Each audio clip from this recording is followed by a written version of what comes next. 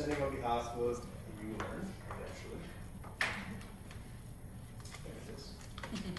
And I go back to the squigglies and the wigglies. So I remember before I was moved over to YouLearn, I remember looking at this this image and going, huh, that's interesting. You know, I think at one point we talked a little bit about complicated versus complex. And so I looked at that in terms of some of the learners and what's going on and where they're trying to find their paths. And eventually that leads into what the focus was for YouLearn this year. But also, as I got moved over and I started looking into the mind of Will Eaton, I think this is part of the mind. This is what happens with Will. And that is a huge benefit. Like, he is a bright guy that had a lot of thoughts in his head as I'm finding out. So, and I will say that to Will when I see him next, so I'm not clapping behind his back. It's all about praise. So, in looking at where the staff were for their school plan, they essentially came to executive functioning skills for students. And so how could they effectively teach executive functioning across grade levels? And from that came up with two sub-questions, which was effectively teaching, what does it mean? And then how do we know the teaching itself is effective? And in order for myself to get my mind wrapped around what this was for the school plan, I'm going to quickly go over the first three or two phases of what that was to kind of give you a peek into what the staff was doing. So in terms of the scanning, what was going on for the learners, I wanted to learn more about the role executive functioning plays within student success. And this came from staff themselves. So looking at the different data points there, pulling information to try to figure that piece out. So that's the initial scan. On the focusing, what would be the biggest impact? So the meaningful strategies plus self-reflecting equals increased engagement, focus, and success. And again, this is using staff words. So some different ideas that they thought about putting executive functioning into different courses and how it could be addressed with students, which then brought them to the hunch. And if executive functioning strategies in the following 5 areas are taught, will it help students in terms of student engagement, self-assessment, goal setting, and success? Will that improve? So they decided as a staff at the start of the year to look at the 5 different themes within different parts of the year. So ideally taking the time management, the task initiation, building upon those for the remaining 3. And then takes us to the learning piece. So it was really actually quite succinct in terms of what can they learn to do more with to help out students.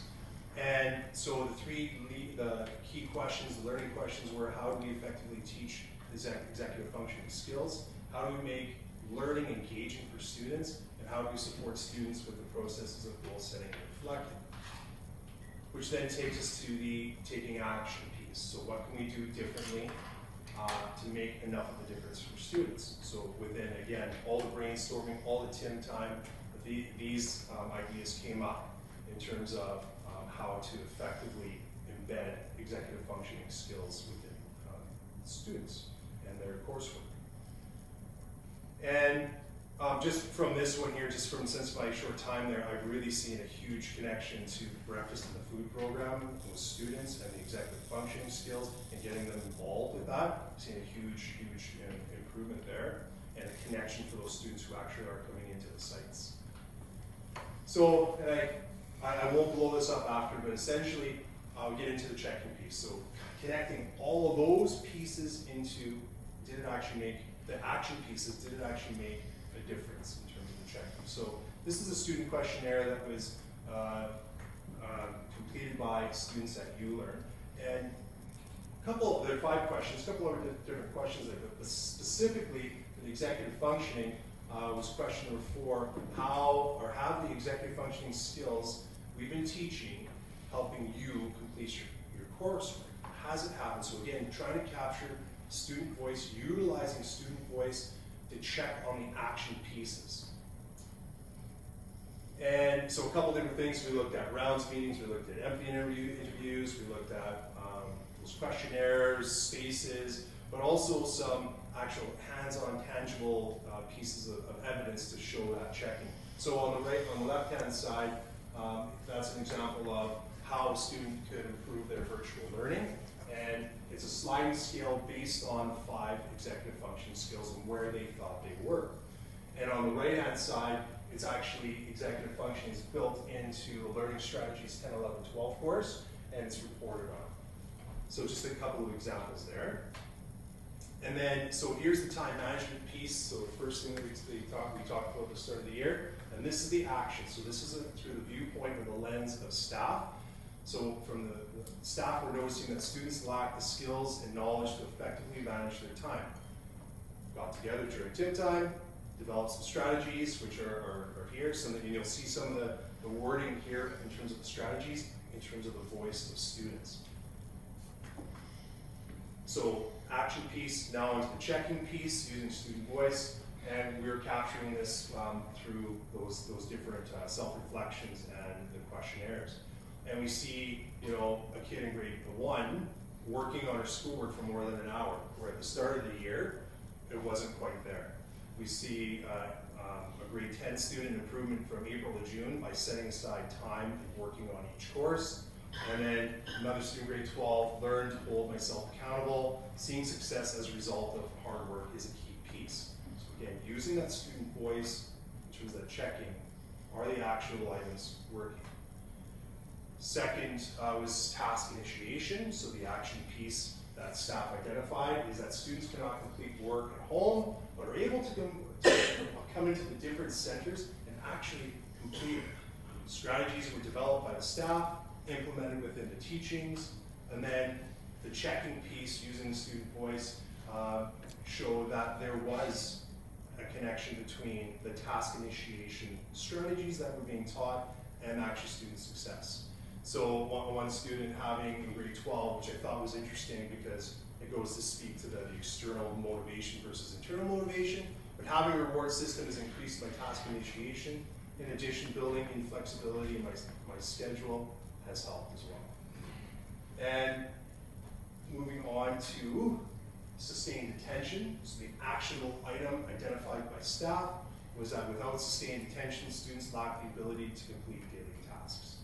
So again, during TIM time, identified some strategies to help teach and monitor that.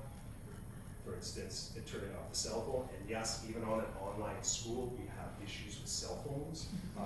It's a thing, but the checking piece in terms of capturing the student voice was seeing some really, really rich information coming back. So I thought this is quite an interesting one. When the next student comes in again, I want to talk to her. But grade 1 student saying, I have my own studio at home, which is a quiet workspace. I stick to my schedule. That's pretty fantastic. I want to learn more. I'm curious about more about your studio.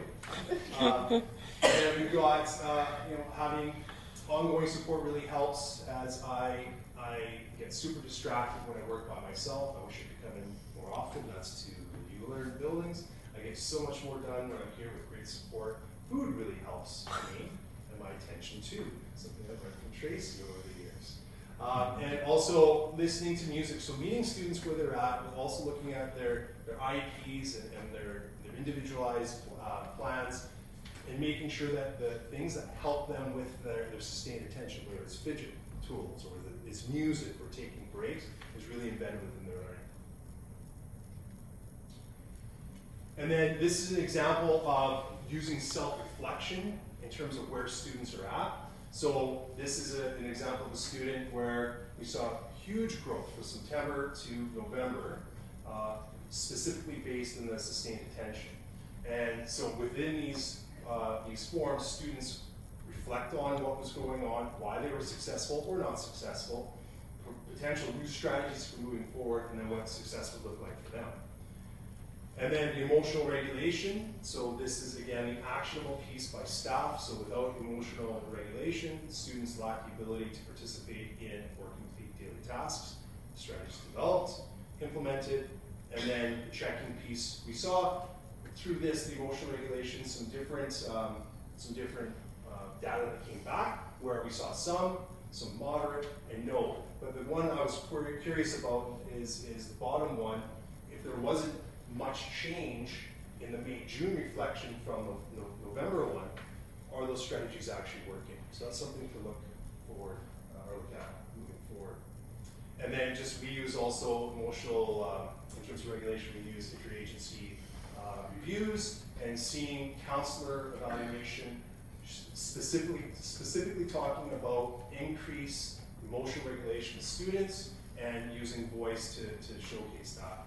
And then even with our students, we see that all the time where you give yourself, rate yourself out of this.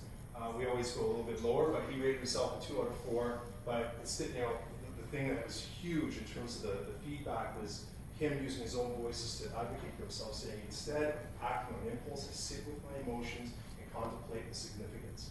I wanted to run that through ChatGPT to see if that went through there or not, but it was student voice that was captured. And then the last piece was the impulse control. Without impulse control, students lack the ability to complete daily tasks, affecting all other executive functioning skills. And then the checking piece showed that this actually helped. So with those strategies, students were identifying to take a body break. I can't, so using their voice, I'm overstimulated, I need to do something different. I'm forcing myself to take a pause when I'm angry. So students using their own voice to advocate for themselves when it comes to impulse control. Oops. And the results from the student questionnaire, 87% of the students responded as yes, executive functioning skills helped me in terms of completing coursework. Some of the things that that helped was staying more organized, maintaining a regular schedule, receiving support on how to use skills, goal setting, positive connections. And then the student self-reflection. 2 areas that we saw the biggest growth in was the sustained attention and emotional regulation. Impulse control saw the fewest or the least amount of growth there. So some things in terms of data moving forward. And then 10% of the students that self-reported said they didn't really see no progress there. And the moving forward piece, quickly I'll go to that one, is the moving forward piece is, there's a lot there. Tackling 5 of the executive functioning skills in 1 year as a whole is a ton. So staff are curious to move this work forward next year.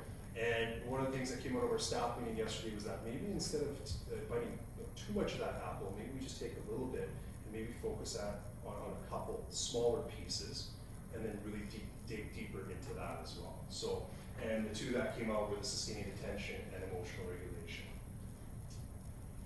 And that is that.